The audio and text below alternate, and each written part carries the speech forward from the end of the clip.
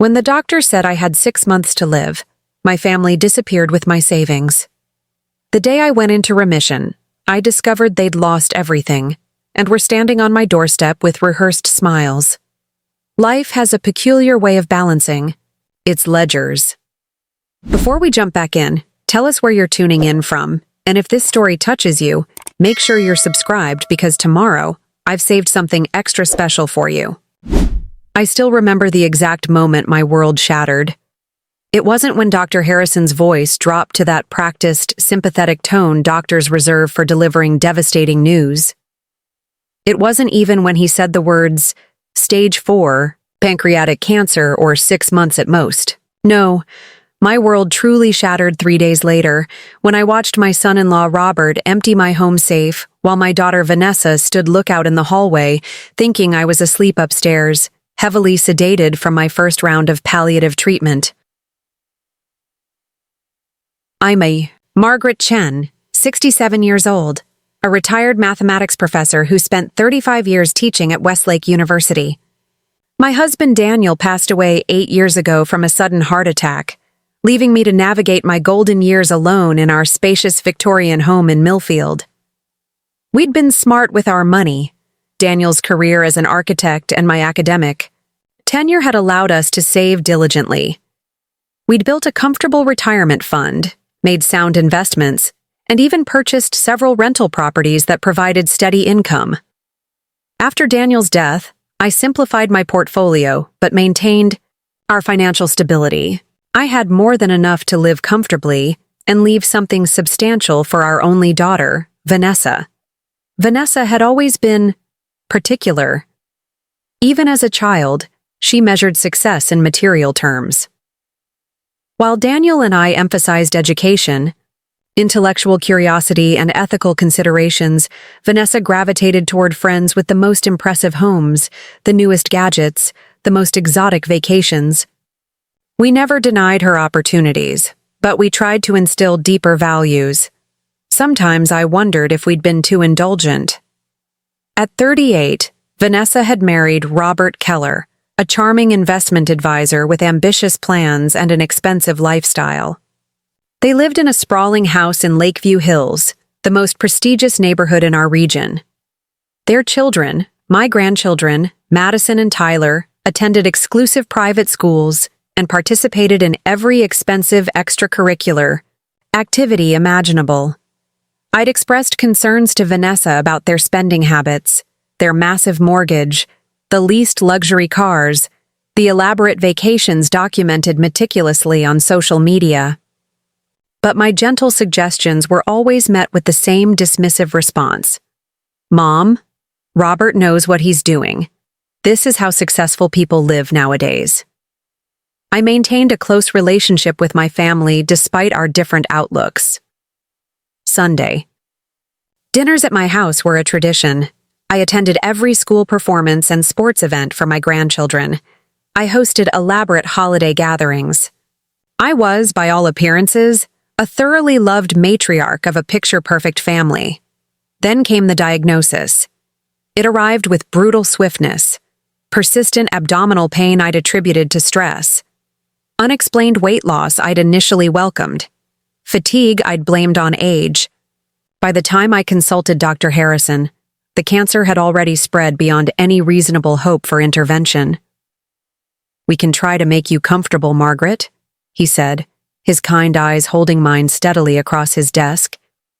"There are experimental treatments, but I want to be honest about their efficacy at this stage. You should put your affairs in order." I drove home alone that day, the late October sun setting behind bare trees, casting long shadows across the road. I remember feeling strangely calm. I'd lived a good life. I'd loved deeply. I'd contributed something meaningful to the world through my students. The main concern pressing on my mind was practical. How would I manage the coming months? Who would handle my affairs when I became too weak? The answer seemed obvious. Vanessa was my only child. Despite her materialism, she was family.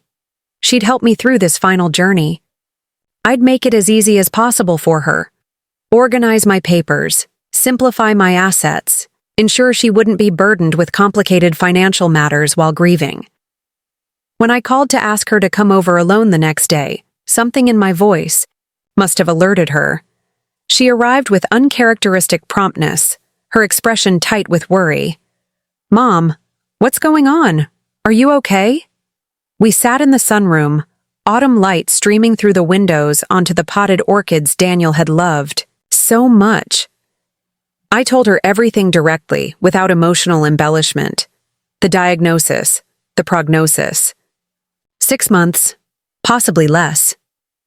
Vanessa's perfect composure crumbled. She wept, clutching my hands, shaking her head in denial. "We'll fight this," she insisted. "We'll get second opinions, find specialists, try experimental treatments. Robert knows people. He has connections." I explained that I'd already explored those options with Dr. Harrison, that at my age, with cancer this advanced, I preferred quality of life over painful interventions with minimal chances of success. "I need your help, Vanessa," I said gently. "Not to fight this, but to help me through it." She nodded vigorously, tears streaming down her face.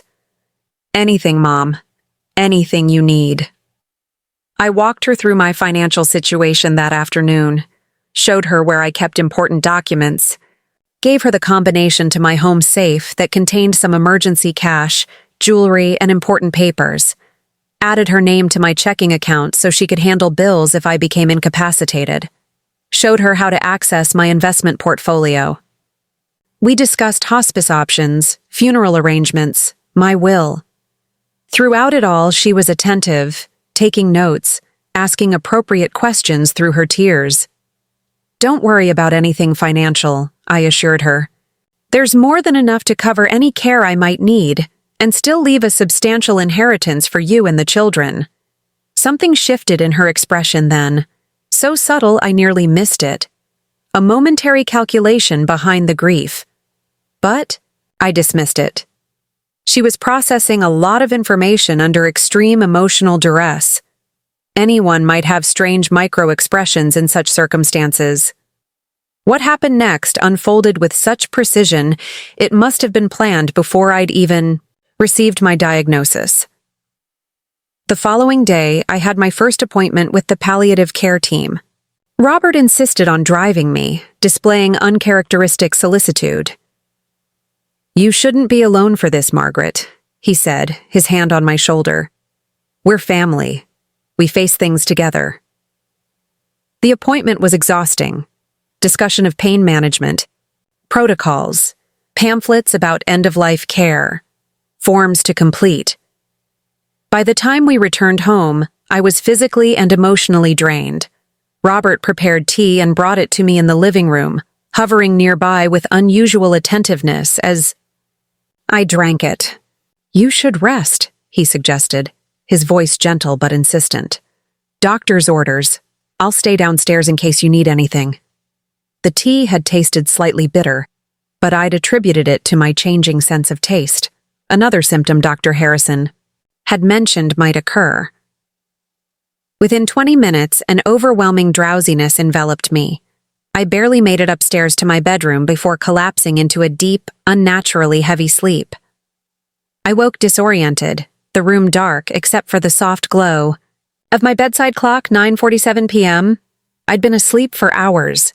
The house was quiet, but I heard muffled voices from downstairs. Carefully, I made my way to the hallway, my hand against the wall for balance. I still felt unnaturally groggy. From the top of the stairs, I could see light spilling from my home office. Vanessa's voice drifted up. "Hurry up, Robert. She could wake up any minute."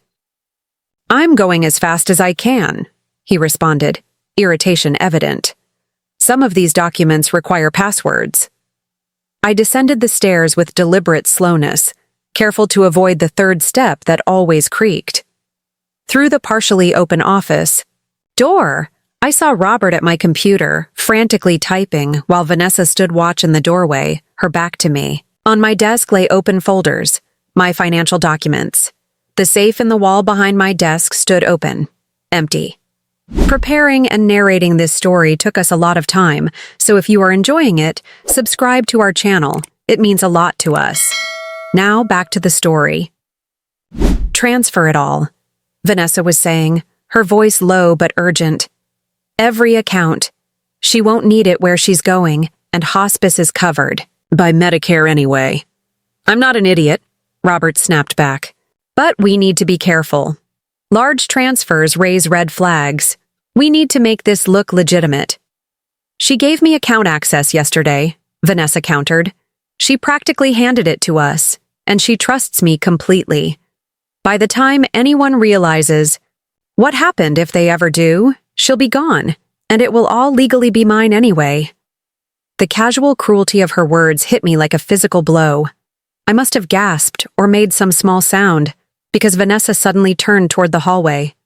I retreated quickly to the shadows of the landing, my heart pounding, mind racing despite the lingering fog of whatever they'd drugged me with. "Did you hear something?" she asked Robert. "You're being paranoid. The pills I crushed into her tea would keep an elephant down. Finish packing up her jewelry, focus on the valuable pieces." I didn't confront them. Something deeper than shock kept me frozen in place. A sudden clarity of understanding. This betrayal hadn't materialized from nowhere. It had always been there, lurking beneath the surface of our relationship, waiting for the right circumstances to emerge. My terminal diagnosis hadn't created their greed. It had merely given it permission to show itself. I returned to my bedroom silently, closed the door, and sat in the darkness. My hands should have been shaking, but they were strangely steady as I reached for my cell phone. I didn't call the police. I didn't call for help. Instead, I opened my banking app. Too late. The accounts were already emptied. Transfers initiated to accounts I didn't recognize. My retirement fund, my savings, the proceeds from my rental properties, all gone. Nearly $2 million vanished in the space of an afternoon while I'd slept under the influence of their drugs. I heard the front door close about 20 minutes later. Car doors slamming, engine starting. Then silence. I should have felt devastated. Instead, a strange calm settled over me. 6 months to live, and now financially ruined as well. There was something almost darkly comical about the completeness of my situation. The next morning, my phone rang incessantly. Vanessa, Robert, even my grandchildren. Their voices tinged with artificial concern. "Mom, how are you feeling today? Margaret, do you need anything from the store? Grandma, can we come visit this weekend?" I didn't answer. What could I possibly say? That I'd witnessed their betrayal? That I knew they'd drugged me and stolen everything? They'd only deny it. Create some narrative about my confusion, perhaps. Even my mental competence. After all, I was just a dying old woman. Who would believe me over them? Instead, I made a single phone call to my old colleague and dear friend, Douglas Weber. In addition to being a brilliant physics professor, Douglas had practiced law before turning to academia. He'd helped Daniel and me with our wills years. "Ego, Margaret," he said warmly when he answered. "What a pleasant surprise." "Douglas," I replied, my voice steadier than I expected. "I need your help, and I need absolute discretion." We met at his home that afternoon. I told him everything, the diagnosis, the theft, what I'd overheard. I showed him my empty bank accounts on my phone. As I spoke, his expression transformed from shock to outrage to steely resolve. "This is elder abuse and theft," he said firmly. "We can go to the police. Press charges." I shook my head. "I don't have time for legal battles, Douglas. I have 6 months at most. I don't want to spend them in courtrooms or giving depositions." "Then what do you want?" I considered the question. Carefully. What did I want in the time I had left? Not revenge, exactly. But something close to it. Justice, perhaps. Or simply the truth brought to light. "I want to watch them," I said finally. "I want to see what they do with my money, how they live." with themselves knowing what they've done. And when the time is right, I want them to know that I know. Douglas looked troubled. And how will you support yourself in the meantime? Where will you live? I hadn't thought that far ahead. The rental properties were gone, transferred to Vanessa's name along with everything else. My home would need to be sold to cover medical expenses. I had a small pension that came directly from the university, but it wouldn't be enough for both, living expenses and medical care. You'll stay with me, Douglas said decisively, as if reading my thoughts. Eleanor's been gone 3 years now, and this house is too big for just me. The guest suite is yours for as long as you need it. I started to protest, but he held up his hand. It's non-negotiable, Margaret. Besides, you'd be doing me a favor. I miss having someone to argue about quantum mechanics with over breakfast. That afternoon, Douglas helped me pack essential belongings. Clothes, personal items, photographs. As we loaded his car, I took one final walk through my home of 30 years. Each room held memories of Daniel, of Vanessa's childhood, of a life built on what I'd thought was a solid foundation. Now it felt like a museum to a family that had never really existed. I left everything else behind, the furniture, the artwork, the books, the china. Let Vanessa and Robert come for it all. It didn't matter anymore. The only items of true value I took were Daniel's journals and my own research notebooks. The rest was just things. As Douglas drove us away, I didn't look back.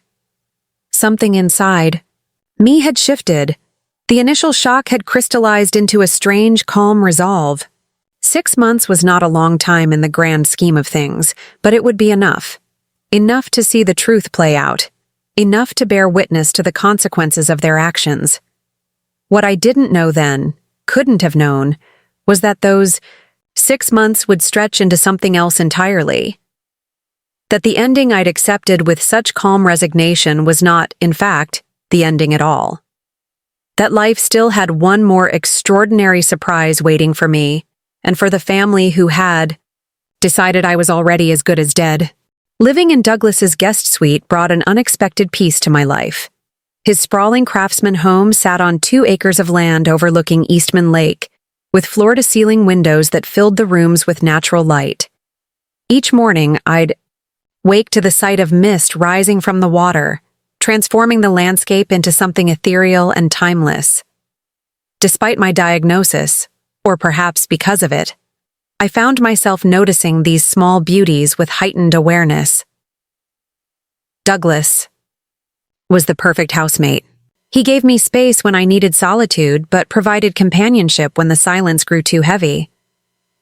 We fell into an easy rhythm, sharing breakfast while discussing books or scientific developments, then retreating to our separate activities during the day. In the evenings, we often played chess or watched classic films that Eleanor had collected over the years. Douglas never mentioned my illness unless I brought it up first, for which I was profoundly grateful. 2 weeks after moving in, I received my first treatment at the palliative care center. Douglas insisted on driving me, waiting patiently in the sterile reception area for 3 hours while various medications were administered through my newly installed port. The drive home was silent, both of us processing the reality of what had begun, the countdown I could feel ticking inside my cells. "I've been thinking," Douglas said finally as we turned onto his long driveway. "About what you said, wanting to watch them. See what they do with your money." I nodded, too exhausted to speak. "I think I've found a way to do that without direct confrontation." He parked the car but made no move to exit. "My nephew Isaac works in cybersecurity. Completely trustworthy and discreet to a fault. With your permission, he could set up a monitoring system on your accounts, not to regain access, but to track activity. See where the money goes." I turned to look at him, a spark of interest cutting through the fog of my fatigue. "Is that legal?" Douglas's mouth quirked in a half-smile.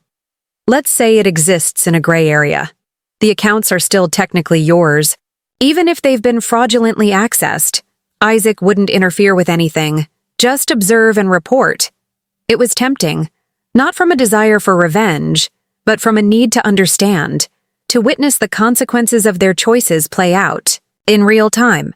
All right, I agreed, but I don't want to know every detail, just the significant movements. Isaac installed the monitoring software the following day. A quiet young man with Douglas's analytical eyes and careful manner. Within a week, he'd provided his first report, delivered in person over Sunday dinner. "They're not being subtle," he told us, pushing his glasses up his nose as he scrolled through his tablet. Large purchases began almost immediately. A new Mercedes SUV, registered in Robert's name. A wire transfer to a luxury travel company. Looks like a holiday booking for the Caribbean next month. Several transactions at high-end retailers in the city. I listened, feeling strangely detached, as if he were describing characters in a novel rather than my own daughter and her family. "The concerning part," Isaac continued, his expression growing serious, "is that Robert has moved a significant portion, about $800,000, into what appears to be a private investment scheme. I've done some preliminary research, and the firm doesn't have the best reputation. They promise unusually high returns in unrealistically short timeframes." "A scam?" Douglas asked. His fork paused midway to his mouth. Isaac shrugged. "Possibly, or just extremely high risk. Either way, it's worrying." I should have felt vindicated. Here was evidence that the money stolen from me, money I'd earned through decades of careful work and saving, was being squandered by people who had no respect for its value or origin. Instead, I felt only a profound sadness. Not just for myself, but for Vanessa. For the moral emptiness that allowed her to make these choices.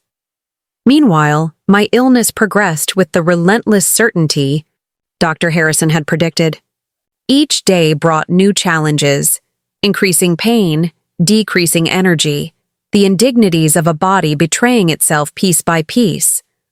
I began a journal, not of my physical decline, but of my observations about life, about the natural world outside, Douglas's windows, about the quality of light on the lake at different hours.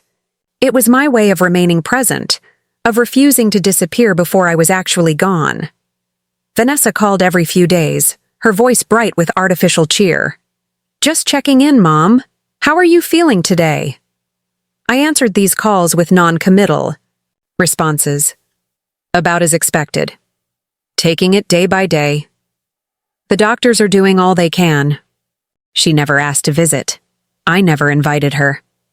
It was a charade we both maintained, a pretense of normalcy stretched over the chasm of her betrayal. Sometimes I could hear Madison and Tyler in the background, their young voices a painful reminder of what I was losing. My grandchildren, would they remember me? Would Vanessa tell them lies about my final months, construct some narrative about a devoted family caring for their dying grandmother? The holidays approached. Christmas decorations appeared in stores and along streets with jarring cheerfulness. I had never been particularly sentimental about the season, but this year, knowing it would likely be my last, every twinkling light and carol seemed to carry a poignant significance. In early December, 3 months after my diagnosis, Isaac arrived with another report. His expression was more serious than usual as he settled into Douglas's living room.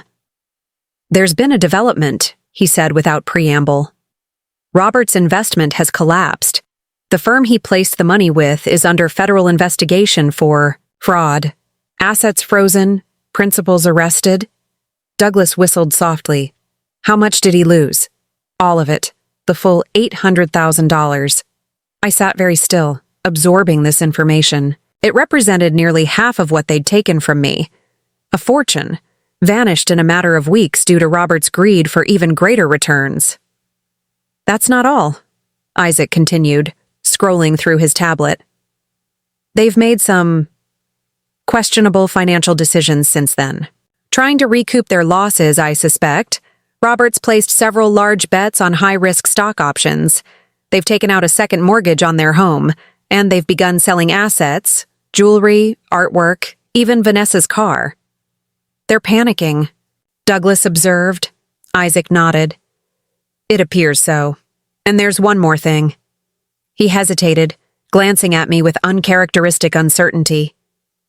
They're planning to sell your house, Margaret. The paperwork was filed yesterday. My house. The home I'd shared with Daniel. Where we'd raised Vanessa. Where 30 years of memories lived in every corner. A wave of anger, the first I'd truly allowed myself to feel since the night of their betrayal, washed over me with surprising intensity. Can they do that? Douglas asked, his voice tight. Isaac adjusted his glasses. Technically, yes. Vanessa has power of attorney, and Margaret added her name to the deed last year after Daniel's death. From a legal standpoint, she has every right to sell it. I closed my eyes, remembering the day I'd added Vanessa's name to the deed. A precautionary measure, I'd thought at the time.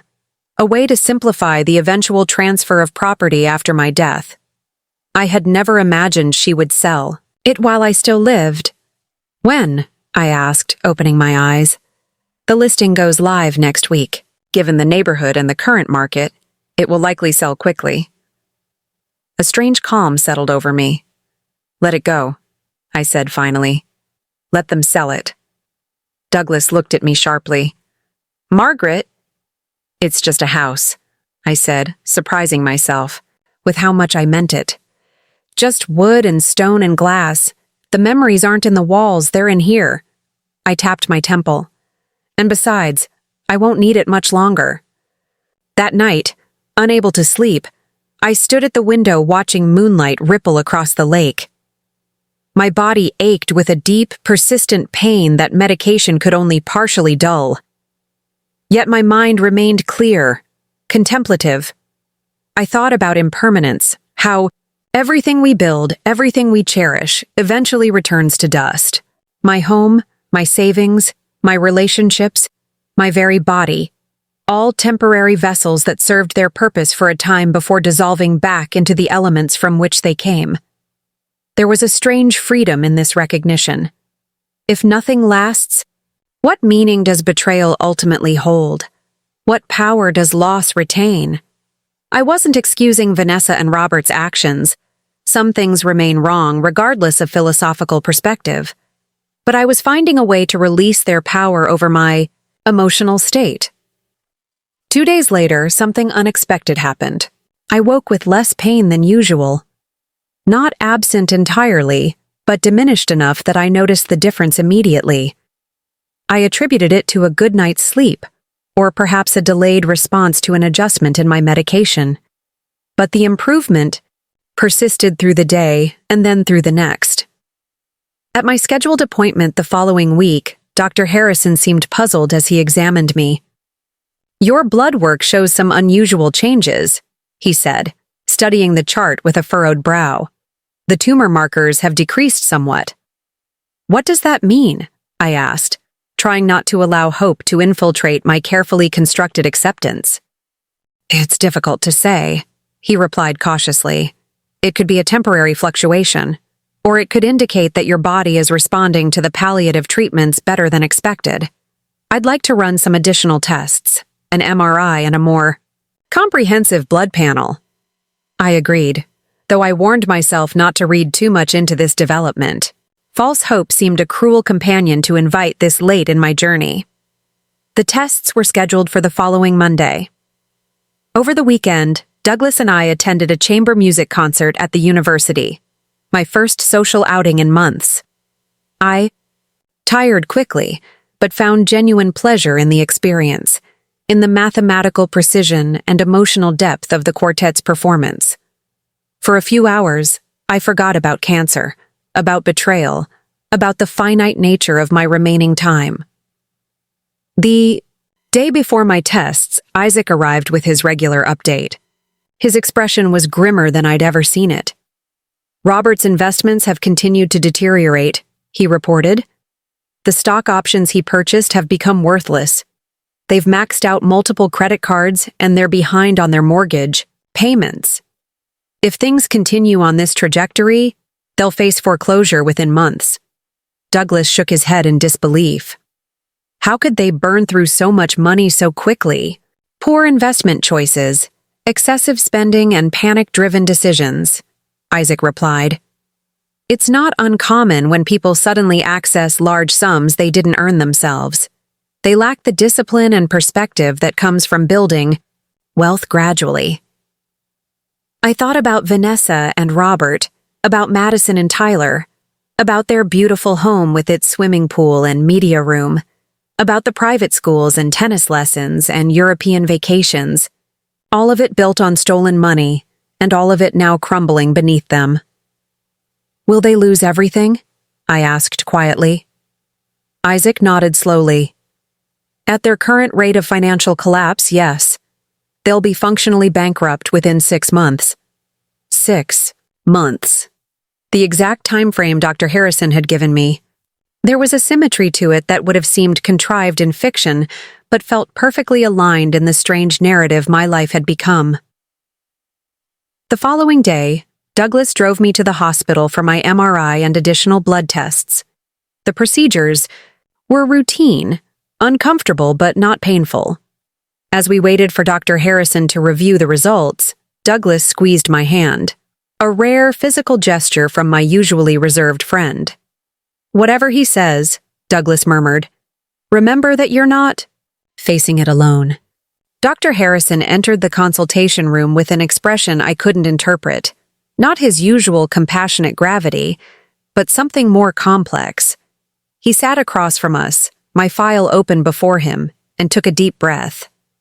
Margaret, he said slowly, something rather remarkable has happened. The tumors are shrinking. Dr. Harrison's words hung in the air between us, impossible and bewildering. He turned his computer monitor so Douglas and I could see the comparative scans, the dark masses that had infiltrated my pancreas and liver 3 months ago versus the noticeably smaller shadows on today's images. I don't understand, I said, my voice barely above a whisper. You said this type of cancer doesn't respond to palliative treatment. It typically doesn't, he confirmed, leaning forward in his chair. Which is why this is so remarkable. I've consulted with 3 colleagues already this morning, and none of us have a definitive explanation. The palliative chemotherapy we've been administering is designed to slow progression and manage symptoms, not create this level of reduction. Douglas, ever the scientist, immediately began asking technical questions about percentages of reduction, blood markers, cellular activity. I sat in silence, trying to process what I was hearing. For months, I had been preparing for death, organizing my thoughts, making peace with my regrets, gradually letting go of my attachments to this world. Now I was being told that the carefully constructed narrative of my remaining time might need revision. What does this mean in practical terms? I finally asked, interrupting the technical discussion. Am I still dying? Dr. Harrison's expression softened. Yes, Margaret. This doesn't change the ultimate prognosis. Stage 4 pancreatic. Cancer remains incurable. But it does potentially change our timeline. If this trend continues, we might be looking at significantly more than 6 months. Possibly a year or more. A year. 12 months instead of 6. It wasn't a miracle cure, but it was a doubling of the life I thought remained to me. I felt a sudden, unexpected surge of emotion, not quite hope, but something adjacent to it. A tentative opening to possibilities I had already closed in my mind. We'll need to adjust your treatment plan, Dr. Harrison continued. I'd like to shift from purely palliative care to a more aggressive approach, now that we know your body is responding. It will mean more difficult side effects, but given these results, the trade-off may be worthwhile. I nodded slowly. What would you do if you were me? He considered the question carefully. I would fight, Margaret, not with the expectation of a cure, but for the gift of more time. More time. The phrase echoed in my mind all the way home. More time for what, exactly? To watch the seasons change? To finish the books on my nightstand? To observe the continued unraveling of Vanessa and Robert's financial house of cards? Douglas respected my silence during the drive, waiting until we were settled in his living room with cups of tea before speaking. "What are you thinking?" he asked gently. I gazed out at the lake, now dotted with early spring raindrops creating concentric rings across its surface. "I'm thinking about time," I said finally, "about how differently we value it when we believe it's nearly gone." He nodded, understanding without needing further explanation. "I'm also thinking about irony," I continued.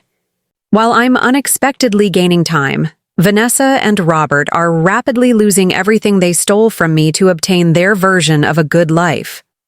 "Cosmic justice," Douglas murmured. "Perhaps." I sipped my tea thoughtfully. Or just the natural consequences of their choices colliding with mine. The next morning, I called Dr. Harrison and agreed to the more aggressive treatment plan. If my body was fighting against the odds, I would support its rebellion. The new regimen began the following week: stronger medications, more frequent, hospital visits, additional supportive therapies. The side effects were brutal, just as he had warned. Days of debilitating nausea, bone-deep fatigue, skin that became hypersensitive to touch. But beneath these superficial torments, I sensed something profound occurring.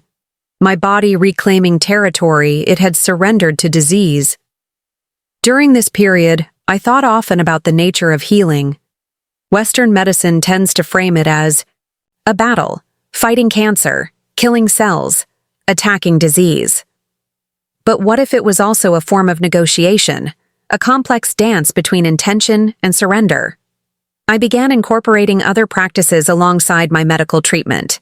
Meditation each morning, gentle yoga when my strength permitted, visualizations where I imagined light flowing through my veins instead of poison.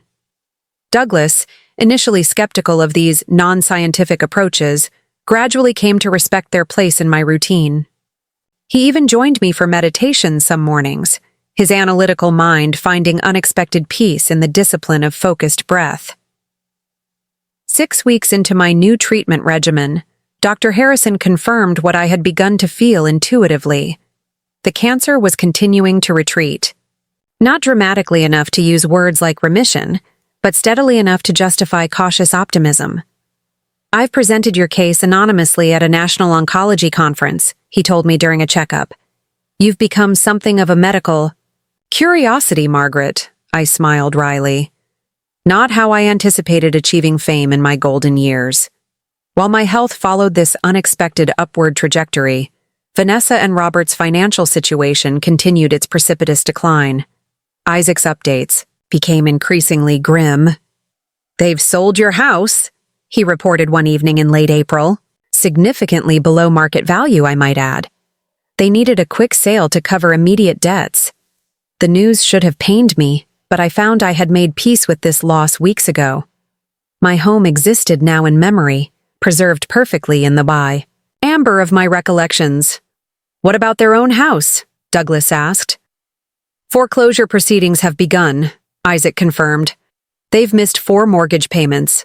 The bank has been patient because of Robert's former connections in the financial world, but their tolerance has limits."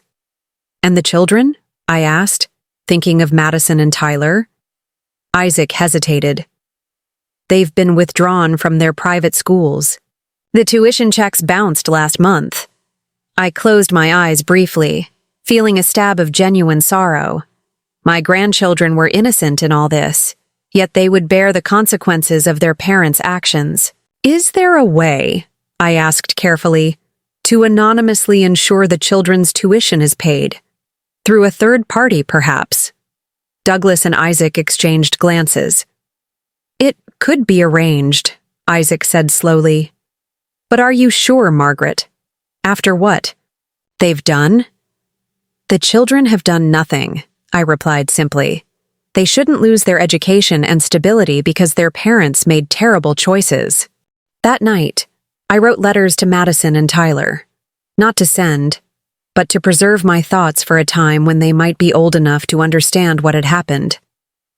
I wrote about values that transcend material wealth, about the importance of integrity, about forgiveness as a gift you give yourself rather than others. Perhaps someday they would read these words and find in them something of value.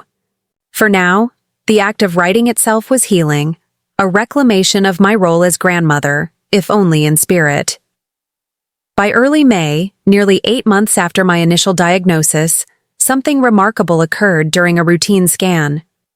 Dr. Harrison used the word remission for the first time. "I want to be absolutely clear," he cautioned, his expression serious despite the good news. "This doesn't mean cured. Pancreatic cancer can and often does return, even after periods of remission. But right now, the active disease has receded, to the point where we can technically use that term." I sat very still, absorbing this information. Remission. A word that had never been part of the vocabulary of my illness. "What are the statistics?" I asked, always the mathematician seeking precise data. Dr. Harrison sighed. "There really aren't reliable statistics for cases like yours, Margaret. What you've experienced is so statistically unlikely that it falls outside the standard probability curves. If I were to guess based on similar cases, I'd say you have a 30–40% chance of maintaining this remission for a year or more. Beyond that," he spread his hands, indicating the limits of medical certainty. Nodded, understanding perfectly. My life had become an outlier, a data point that defied the expected distribution. As a mathematician, I had always found such anomalies fascinating when they appeared in research. Now I was living within one. The following Sunday, as Douglas and I shared a quiet breakfast on his lakeside deck, my phone rang.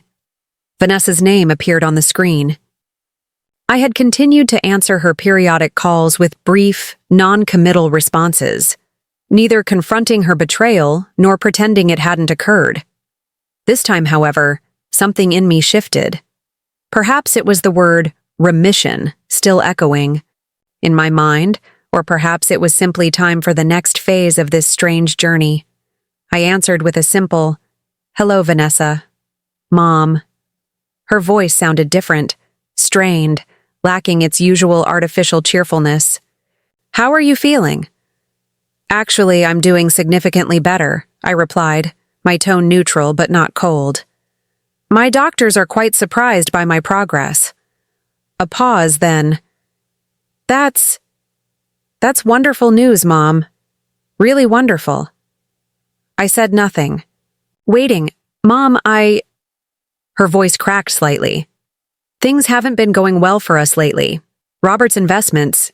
There have been some setbacks. Significant ones."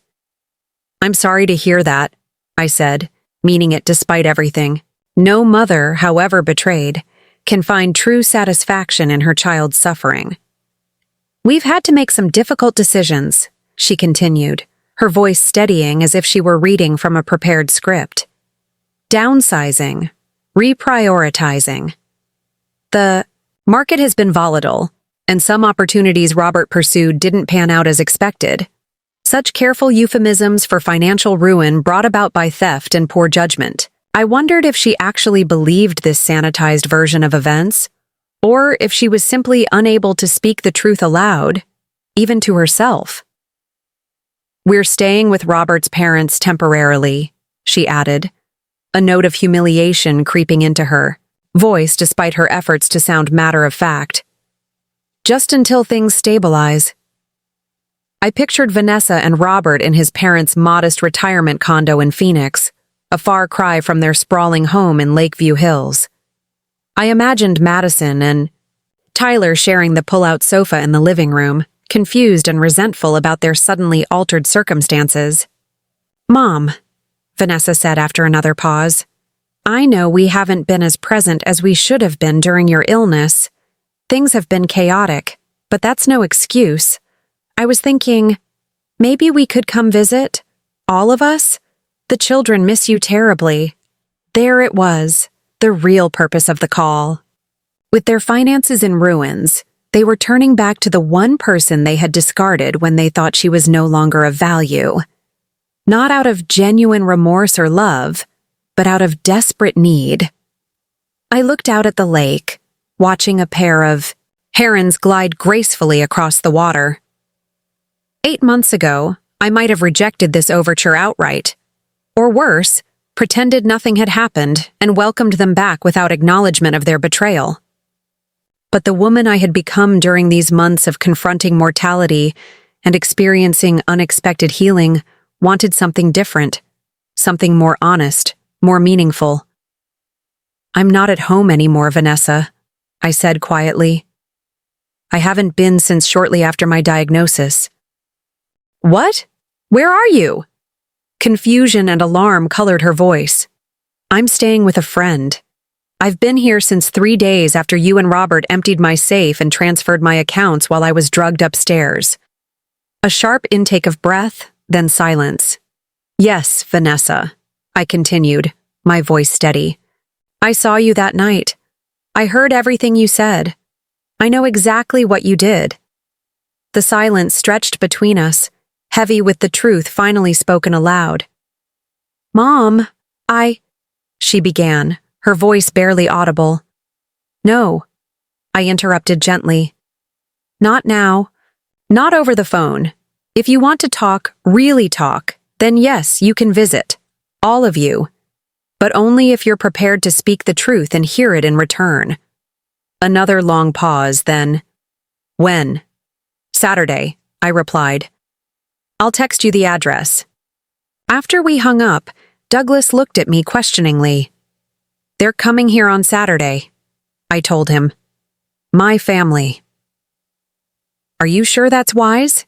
he asked, concern evident in his voice. I nodded slowly. "It's time. For all of us."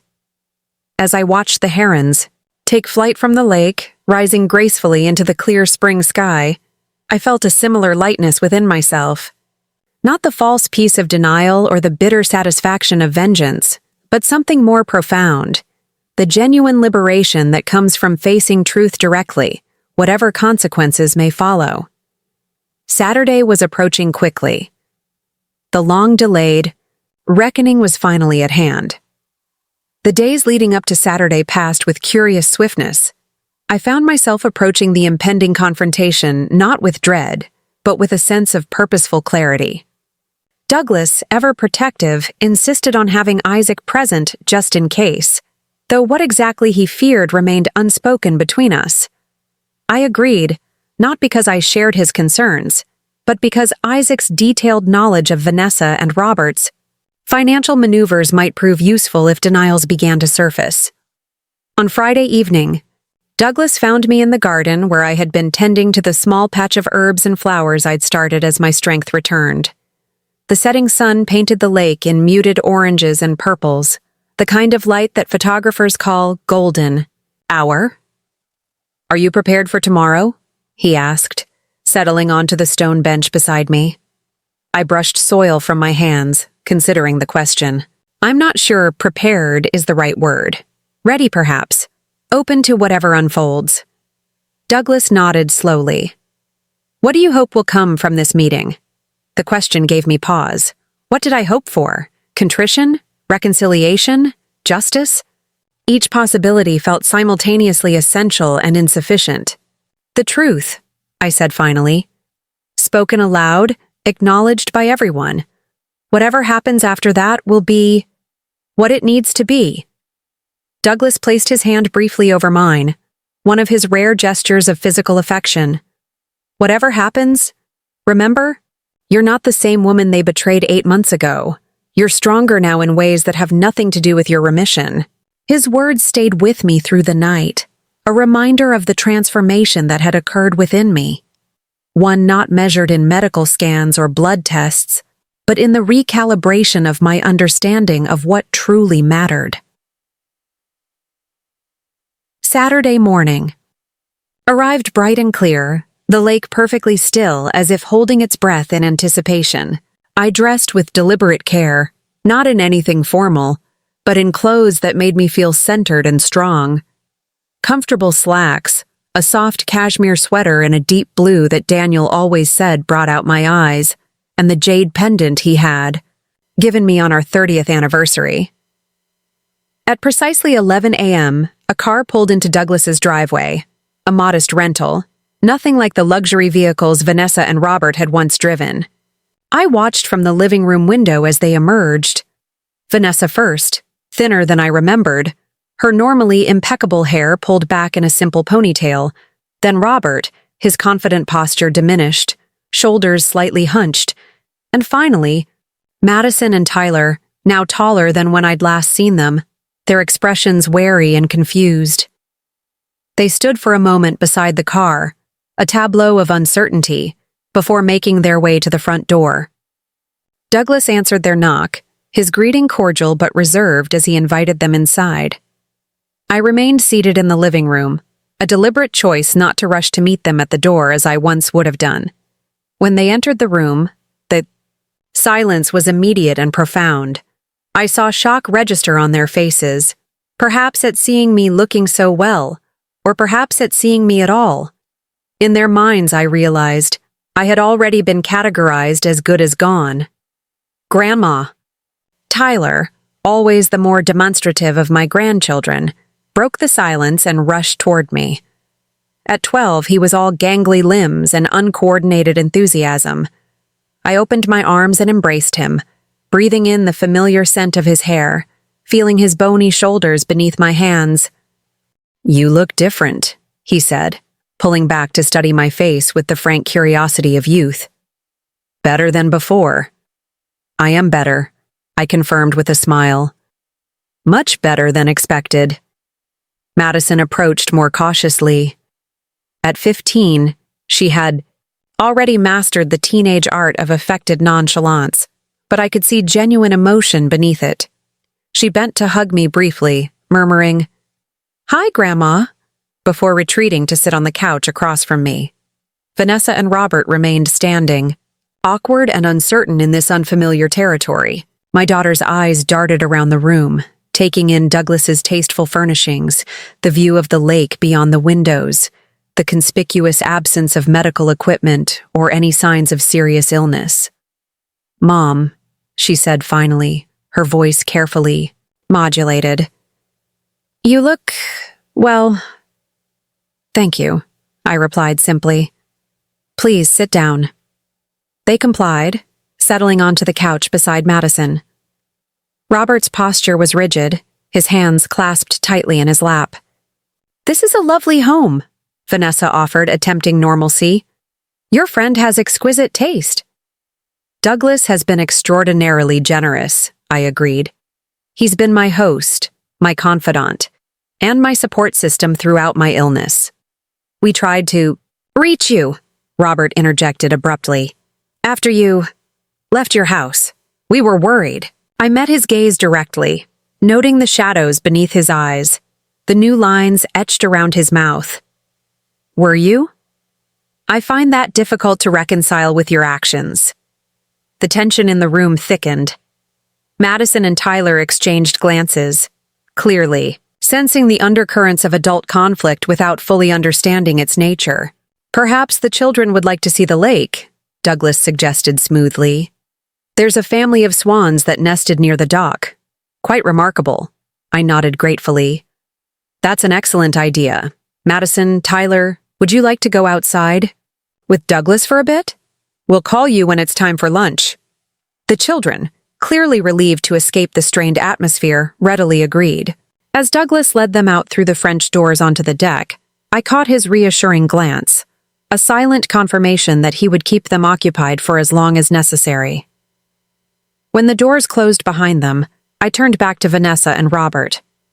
The pretense of casual family reunion had evaporated, leaving only the stark reality of why we were really here.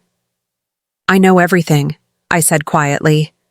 "The drugs in my tea, the theft from my accounts, every transaction since then, every investment Robert made with my money, every purchase, every loss." Vanessa's face drained of color. Robert's jaw tightened, but he remained silent. "I saw you that night," I continued, my voice steady.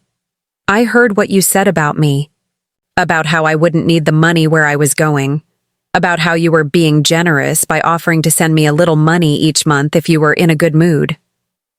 Mom, we were desperate, Vanessa began, but I held up my hand. No, not yet. I'm not finished. I took a deep breath, centering myself. I want you to understand exactly what happened. After you left that night, I contacted Douglas. I moved out of my home 3 days after you stole from me. I've been here ever since, watching as you squandered everything I'd worked decades to build. Watching? Robert asked sharply. What do you mean, watching? On cue, Isaac stepped into the room from Douglas's study where he had been waiting. Mrs. Chen means that every financial move you've made has been monitored, he said calmly. Every account transfer, every stock purchase, every failed investment. Robert stood abruptly. That's illegal. You can't. Actually, we can, Isaacs interrupted, his voice professionally detached. The accounts were fraudulently accessed. The monitoring was a security measure to track stolen funds. Robert sank back onto the couch, his face ashen. Vanessa had begun to cry silently, tears tracking down her cheeks unchecked. You weren't just monitoring, she said, her voice barely audible. You were watching us fall apart, watching us lose everything. Yes, I acknowledged. I was. Why? She asked, looking up at me with red-rimmed eyes. Why not just turn us into the police? Why watch like some kind of experiment? I considered her question carefully. At first, it was simply about bearing witness, about not disappearing, quietly as you both had planned. But as time passed, and especially as my health began to improve against all odds, it became something else.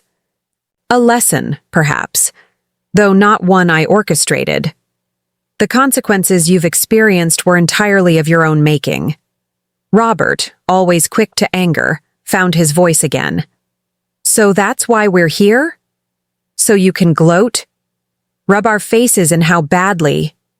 We failed while you miraculously recovered? Is that it? No, Robert, I replied evenly. You're here because I wanted to look you both in the eye when I told you that I know what you did. And because despite everything, Madison and Tyler are still my grandchildren. I wanted to see them. Vanessa wiped at her tears with the back of her hand, a gesture that reminded me painfully of her childhood. What happens now? She asked. Are you going to press charges? Have us arrested? I shook my head slowly. No, not unless you force my hand. Then, what do you want? Robert demanded, frustration evident in his voice. Money? We don't have any left. Status? That's gone too. What exactly is your endgame here, Margaret? My endgame, as you call it, is truth, I said simply. I want acknowledgement of what you did. Not excuses, not rationalizations, just honest admission. And then, perhaps, we can discuss what comes next. A heavy silence fell over the room. I waited, giving them space to find their way toward honesty, if they could.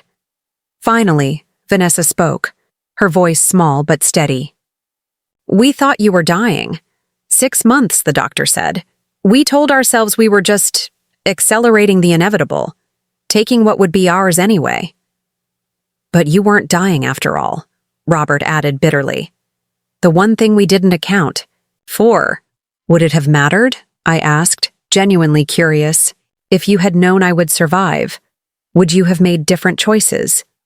They exchanged glances, a silent communication passing between them. I want to say yes, Vanessa admitted after a moment. I want to believe we wouldn't have done it if we'd known. But honestly, I don't know. We were so fixated on maintaining our lifestyle, on appearances, on what everyone would think if we had to downsize. We became people I don't recognize, Robert said unexpectedly, his voice hollow. People who could drug an elderly woman, my mother-in-law, and steal from her while she slept. Who could justify it because she was terminal? What kind of people do that? It was the first genuine thing I'd heard him say, perhaps ever. The acknowledgement felt like a shift in the atmosphere, a crack in the facade they had maintained for so long. Desperate people, I suggested. Fearful people. People who lost sight of what truly matters. Vanessa was crying again, but differently. Now, deep, body-shaking sobs that seemed to come from some long-sealed place within her. "I'm sorry," she managed between gasps. "Mom, I'm so sorry. It's not enough. I know it's not enough, but I am. We were wrong. Horribly, unforgivably wrong. I watched her, this daughter I had raised, now broken open by the weight of her own actions." The mathematician in me noted the elegant symmetry. As I had been physically broken open by disease and then inexplicably healed, she was being morally broken open by truth and the possibility, just the possibility of healing. "You're right," I said gently. "It's not enough, but it's a beginning." Robert placed his arm around Vanessa's shoulders, a gesture of support that seemed to cost him considerable effort. "What happens now?" he asked, echoing Vanessa's earlier question but with a different tenor, less defensive, more open to whatever answer might come.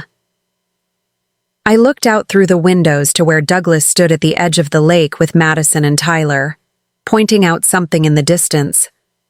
My grandchildren, innocent inheritors of both our best intentions and worst mistakes. "Now," I said, turning back to them, "we have lunch. We spend time with the children, and tomorrow we begin the long, difficult work of rebuilding. Not what was, but something new, something better." "You'd allow that?" Vanessa asked incredulously. "After what we did?" "I'm not promising forgiveness," I clarified. "I'm offering opportunity. The opportunity to create a relationship based on truth, rather, than convenience or obligation. It will require work from all of us." I stood up, feeling the familiar twinge in my joints, a reminder that while my cancer might be in remission, I was still very much a woman in her late 60s who had weathered significant physical challenges. "I should check on lunch," I said, moving toward the kitchen. "Douglas has prepared something special." As I passed Vanessa, she reached out hesitantly and caught my hand. "Mom," she whispered, looking up at me with swollen eyes. "Why? Why would you even consider giving us another chance?" I paused, considering her question with the seriousness it deserved. "Because time is precious," I said finally. "My illness taught me that. And because holding on to anger requires energy I'd rather spend elsewhere. But mostly because of Madison and Tyler. They deserve adults in their lives who can acknowledge mistakes, face consequences, and work to repair what's broken. That's the example I want to set." I squeezed her hand once, then gently released it. "Now, let's call the children. In for lunch, they must be hungry." As I moved into the kitchen, I caught a glimpse of my reflection in the window.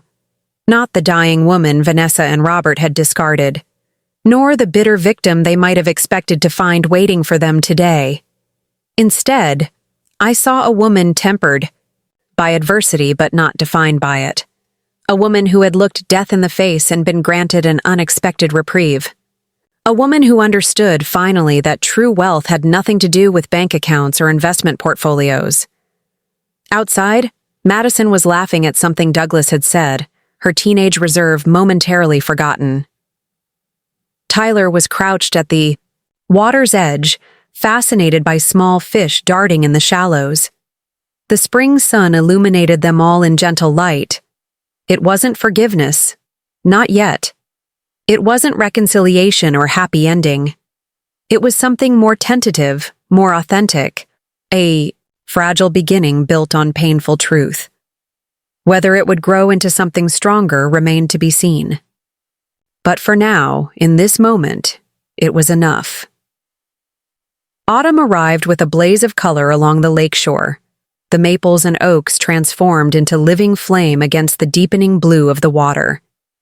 I had come to love this view from Douglas's deck, the way the landscape shifted with each passing season, revealing new beauty in its constant change, much like life itself.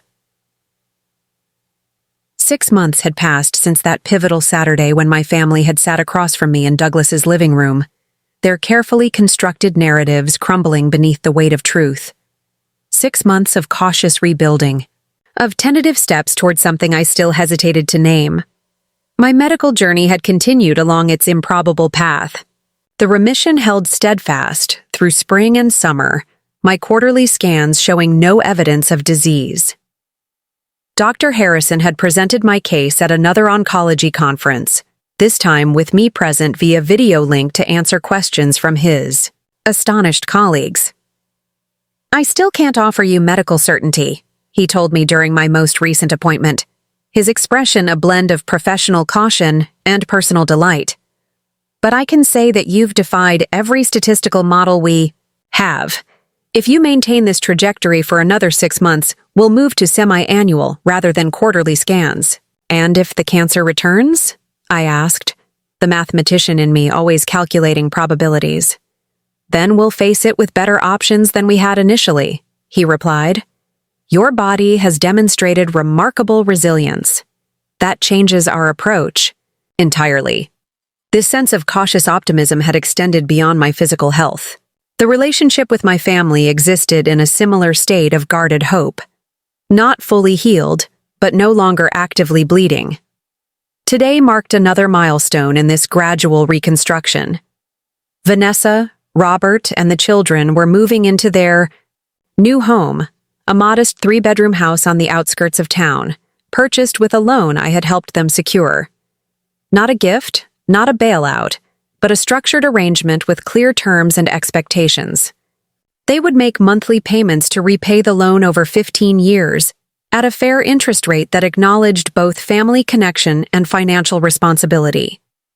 I checked my watch. Nearly noon. They would be arriving soon to pick me up for the move-in. Douglas had offered to come along, but I had gently declined. This was something I needed to do alone, another step in the careful recalibration of boundaries and trust.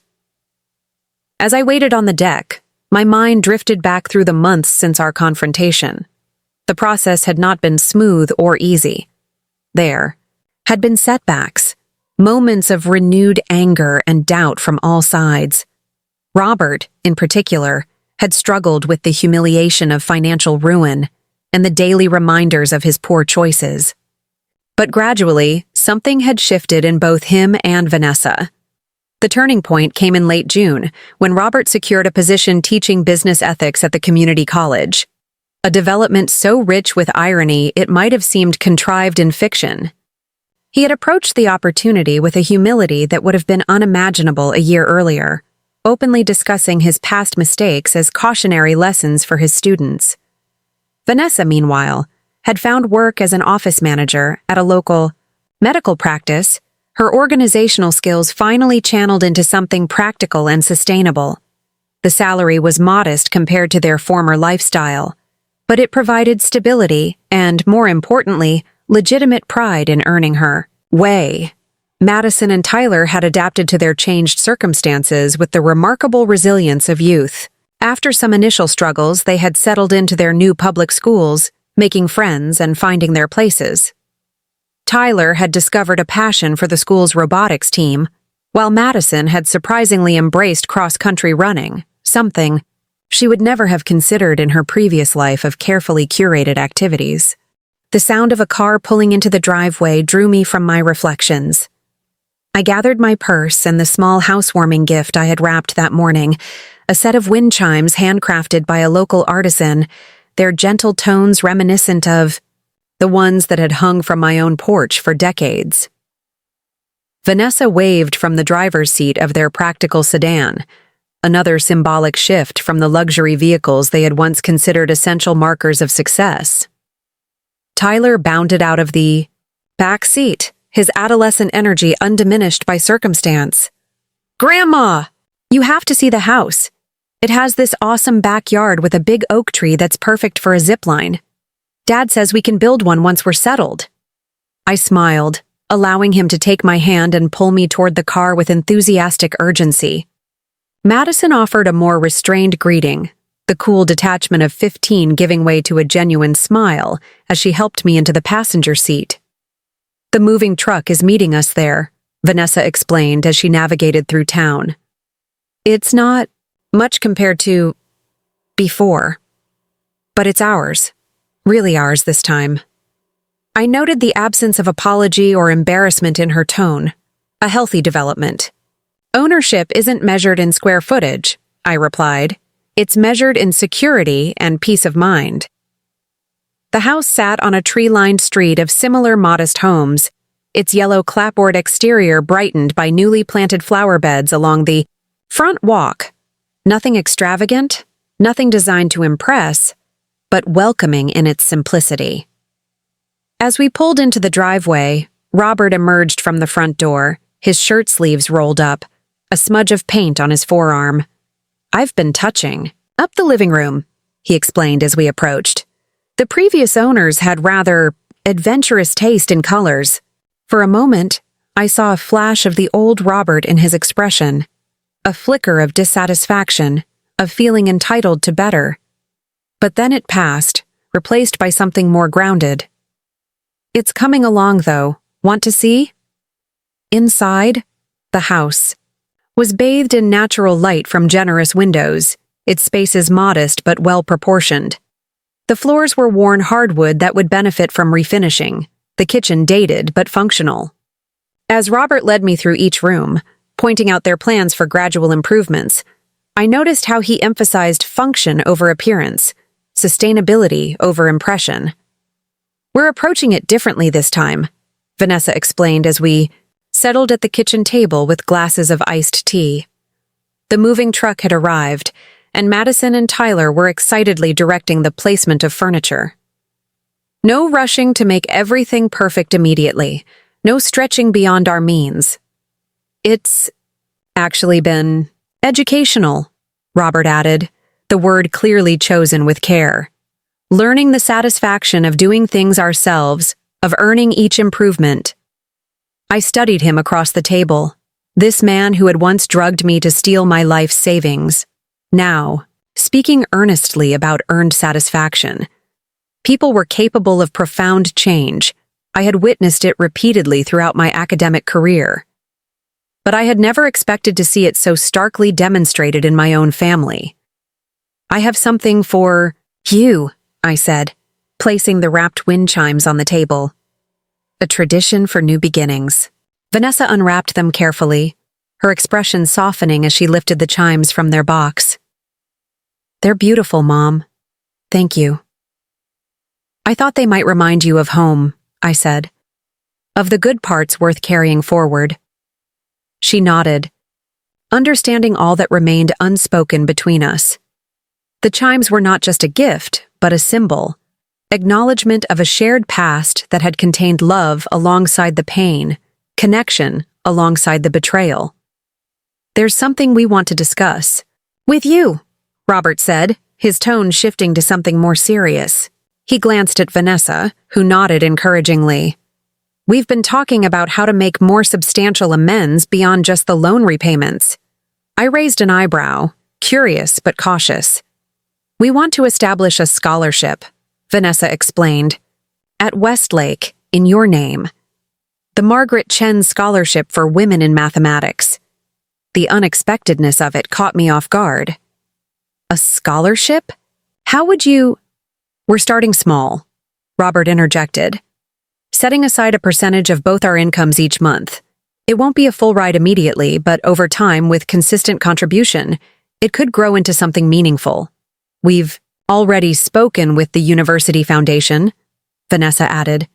"They have programs for building endowments gradually. It would be our way of honoring your career while also making restitution in a sense, creating something positive from our mistakes." I sat back in my chair, genuinely moved by the thoughtfulness of the gesture. Throughout my career, I had seen talented young women struggle against both financial constraints and systemic biases in pursuing mathematics. A scholarship in my name, designed specifically to address those barriers, would extend my life's work beyond my own teaching years. This isn't about earning forgiveness, Robert clarified, perhaps misinterpreting my silence.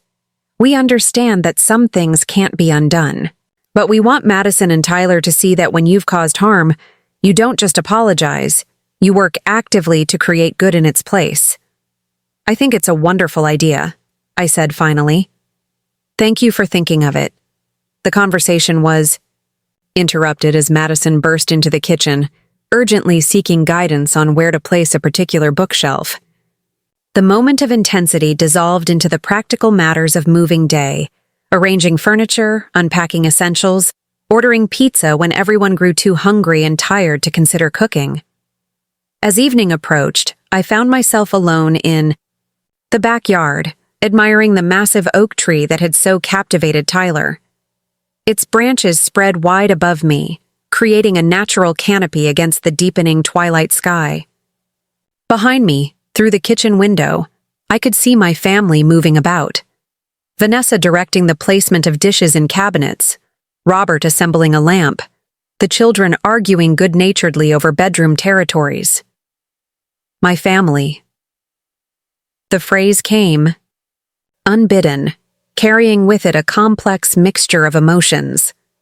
They were my family, flawed, fallible, capable of terrible betrayal, but also of genuine growth.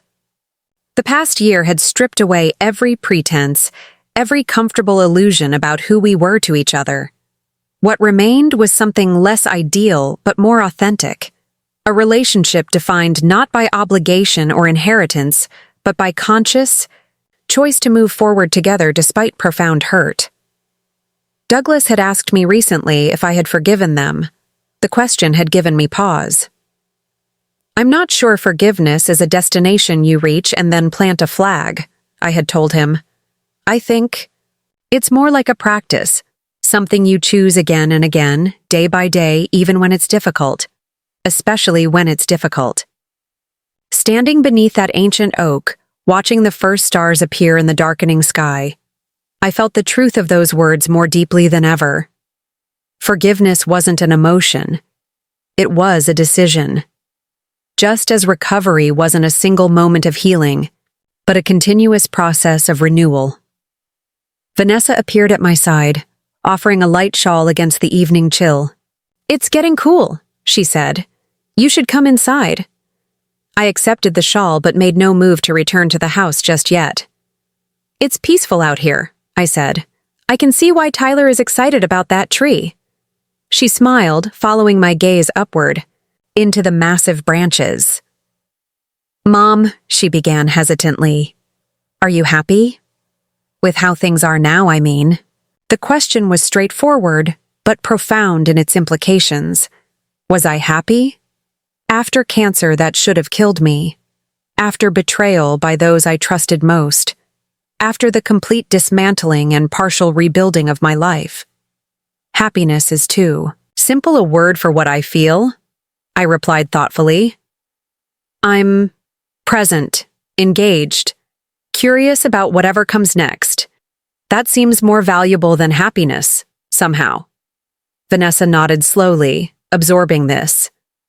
I'm trying to learn that, to value what's real over what's easy or pleasant. It's harder than I expected. The most worthwhile things usually are, I said. We stood together in companionable silence, watching the full moon rise above the trees, its silver light transforming the ordinary suburban backyard into something luminous and otherworldly. In that moment, without words or dramatic gestures, I felt the subtle shift of something healing between us. Not completely, not perfectly, but genuinely. Later, as Robert drove me back to Douglas's house, the children half asleep in the back seat, I found myself reflecting on the strange, unpredictable journey that had brought us here. A terminal diagnosis that wasn't terminal after all. A family broken by greed, then humbled by consequence. A new beginning none of us could have imagined a year ago. We'll see you Sunday for dinner? Vanessa asked as we pulled into Douglas's driveway. Yes, I agreed. I'm making my mother's dumplings. The children can help." As their car disappeared down the darkened road, I stood for a moment under the star-filled sky, breathing in the crisp autumn air. Inside, warm light spilled from Douglas's windows, a beacon of welcome and constancy. I moved toward it with steady steps, carrying within me the hard-won wisdom of my improbable second chance at life. Some might call it a miracle, this remission that defied medical explanation, this family tentatively rebuilding from ruins.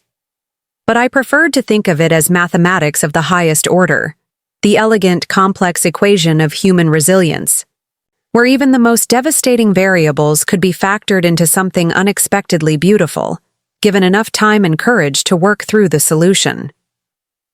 2 years to the day after my terminal diagnosis, I stood at the podium in Westlake, University's Thompson Hall, facing a sea of expectant faces, faculty members in formal academic regalia, students and their families dressed in their finest, university administrators and donors seated prominently in the front row.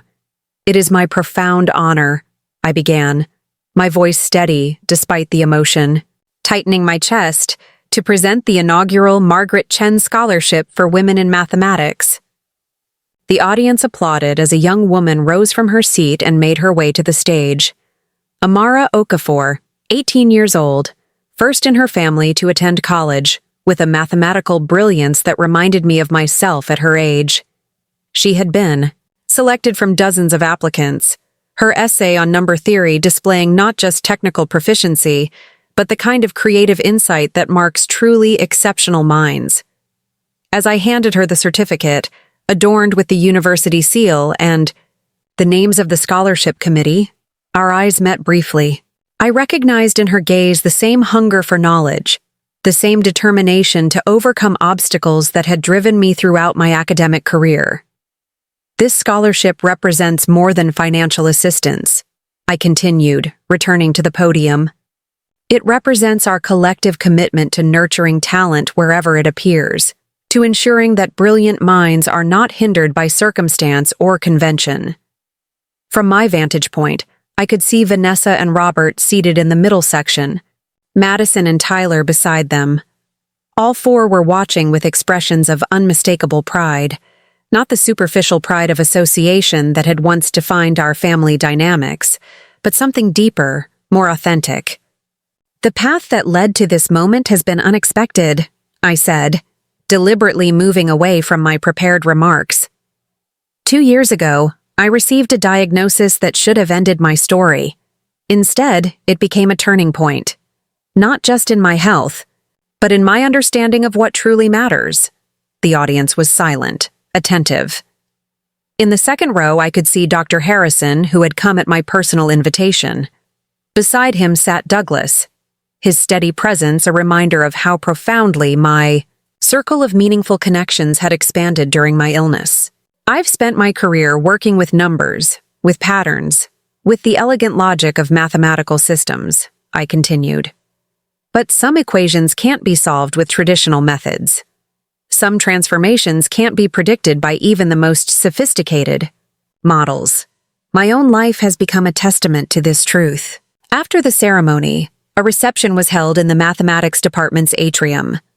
I found myself at the center of numerous conversations, colleagues congratulating me on the scholarship's establishment, former students sharing how my teaching had influenced their careers, current faculty discussing the latest developments in my field. Through it all, I maintained a sense of quiet wonder at the scene unfolding around me. 2 years earlier, I had been preparing for death, methodically, dismantling the connections I'd built over a lifetime. Now I stood firmly rooted in the present, engaged in a future I had never expected to see.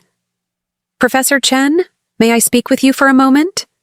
I turned to find Amara, the scholarship recipient, waiting patiently at the edge of the group surrounding me. "Of course," I replied, excusing myself from the ongoing conversation. We moved to a quieter corner of the atrium, near a display case containing historical mathematical instruments. "I wanted to thank you personally," she said, her voice carrying the slight lilt of her Nigerian heritage. "Not just for the scholarship, but for what you said in your speech about unexpected paths and transformations." I smiled encouragingly, sensing there was more she wanted to express. "My father passed away when I was 14, she continued. "Cancer, like you. But he didn't recover." She paused, collecting her thoughts. "For a long time, I was angry at the disease, at God, at the unfairness of it all. That anger drove me to work harder, to prove something, though I'm not sure what, or to whom." I nodded, recognizing the complicated relationship between grief and motivation. "But hearing your story—" She hesitated. "It makes me think about how to transform that anger into something more constructive, how to find meaning beyond the injustice." Her words touched me deeply, this brilliant young woman finding resonance in my experience, extracting something valuable for her own journey. It was, in many ways, the purest form of teaching, the passing of wisdom that transcends specific subject matter.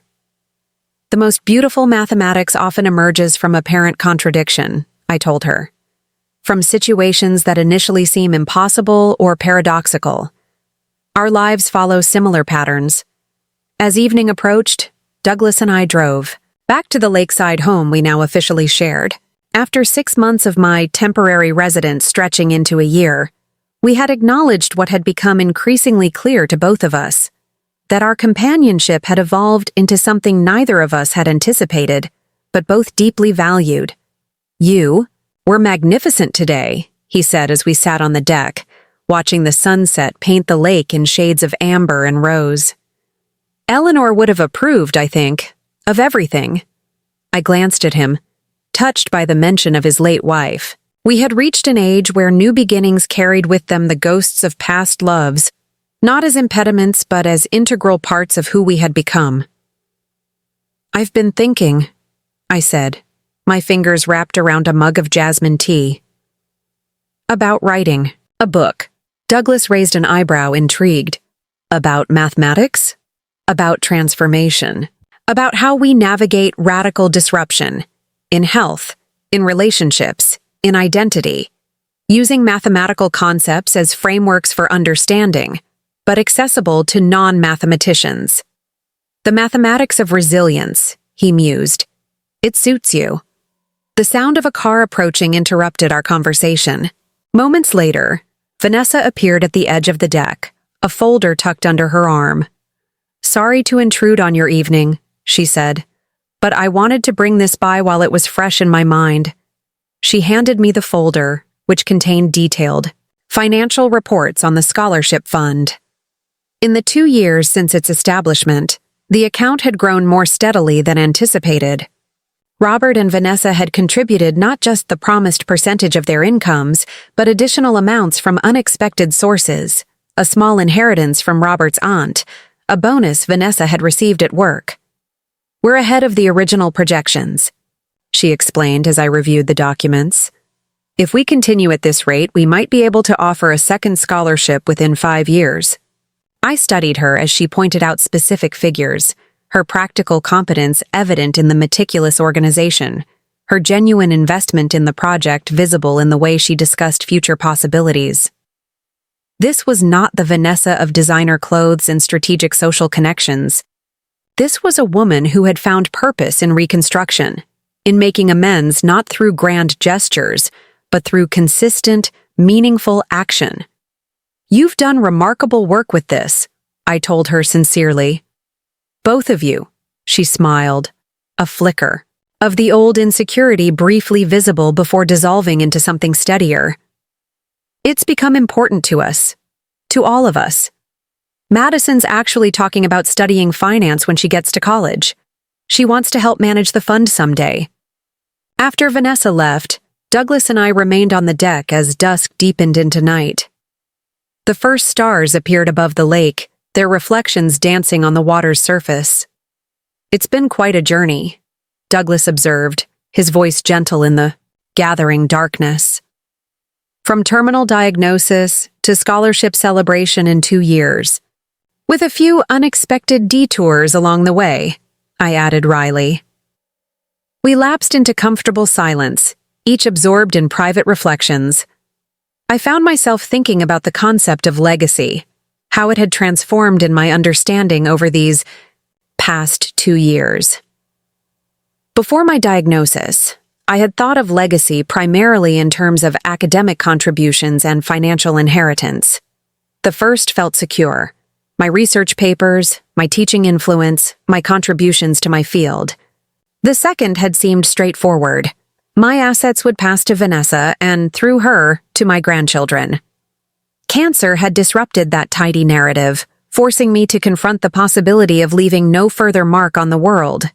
Then came the betrayal, shattering my assumptions about the value my family placed on what I could provide versus who I was to them. Now, emerging on the other side of both crises, I understood legacy differently. It wasn't contained in papers or property, but in relationships transformed by truth. In wisdom hard-won through suffering. In the young woman who would pursue mathematics with the support of a scholarship born from betrayal and redemption. There or so.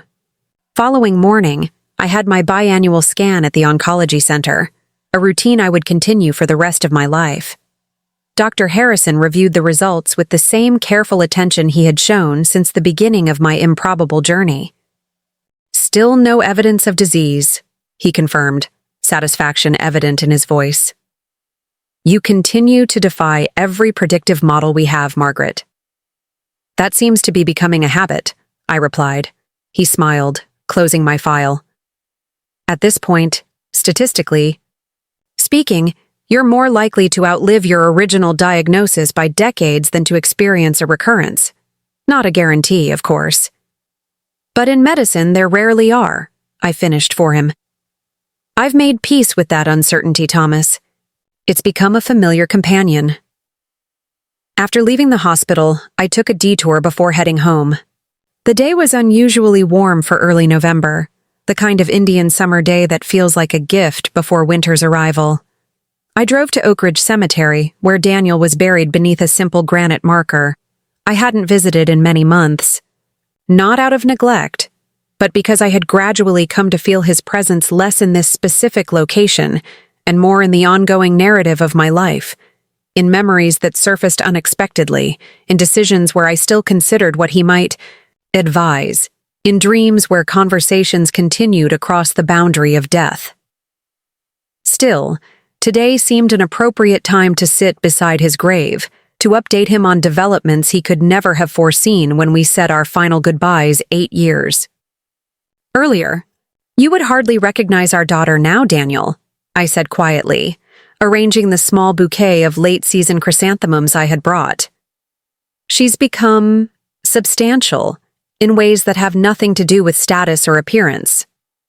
It took a catastrophe to get her there, but she's found her way to something authentic. A light breeze stirred the cemetery's oak trees, sending a shower of russet leaves spiraling to the ground around me. And I found my way to some unexpected places. As well, I continued. Cancer, betrayal, remission, Douglas. I paused, smiling slightly. Especially Douglas. You would like him, I think. He has your appreciation for silence, your dry humor. As I spoke, I realized I no longer felt the need to imagine Daniel's responses or approval. Our marriage had been good, loving, supportive, intellectually stimulating, but it belonged to a chapter that had closed. My life now was neither better nor worse, simply different, shaped by all that had come before but not defined by it. That evening, Madison and Tyler came for their weekly study session, a tradition that had evolved naturally as their academic needs aligned with my expertise. Madison was working through advanced calculus problems for her AP class, while Tyler wrestled with the fundamentals of algebra. I don't understand why we need all these letters, he complained, staring at his textbook in frustration. Math is supposed to be about numbers. Letters are just placeholders for numbers we haven't identified yet, I explained patiently. They give us flexibility to describe patterns and relationships. Like in life, Madison interjected unexpectedly. looking up from her calculus problem. Variables and constants, right, Grandma? Some things change, some things stay the same, and the trick is figuring out which is which. I smiled, struck by her insight. Exactly like that. And sometimes the variables change in ways we never anticipated. Later, after the children had gone, and Douglas and I were preparing dinner together, another comfortable routine we had established, my phone chimed with a text message. It was from Robert, sharing a photograph from the scholarship ceremony that someone had captured without my knowledge. Amara and me in conversation, both of us animated, engaged in what was clearly a meaningful exchange. The caption he had added read simply, "The most beautiful mathematics often emerges from apparent contradiction." My own words reflected back to me, encapsulating the extraordinary equation my life had become. A terminal diagnosis that hadn't ended in death. A family betrayal that had ultimately strengthened rather than destroyed. A late-life companionship found in the shadow of expected death. Douglas glanced over my shoulder at the message. "He's right, you know," he said softly. I nodded, setting the phone aside to help him finish preparing our meal. Outside, the first snowflakes of the season had begun to fall, delicate crystalline patterns spiraling down to meet the darkened surface of the lake. Perfect mathematical structures, unique and ephemeral, transforming the landscape with their quiet accumulation. Just as crisis had transformed me, revealing strength I hadn't known I possessed. Just as betrayal had transformed my family, stripping away pretense to allow something more genuine to emerge. Just as unexpected healing had transformed my relationship with time itself, from counting down final months to opening toward possibilities I had never dared imagine. The mathematician in me appreciated the elegant symmetry of it all. The woman in me simply gave thanks for the privilege of bearing witness to its unfolding, one extraordinary day at a time. Up next, you've got 2 more standout stories right on your screen. If this one hits the mark, you won't want to pass these up. Just click and check them out. And don't forget to subscribe and turn on the notification bell so you don't miss any upload from us.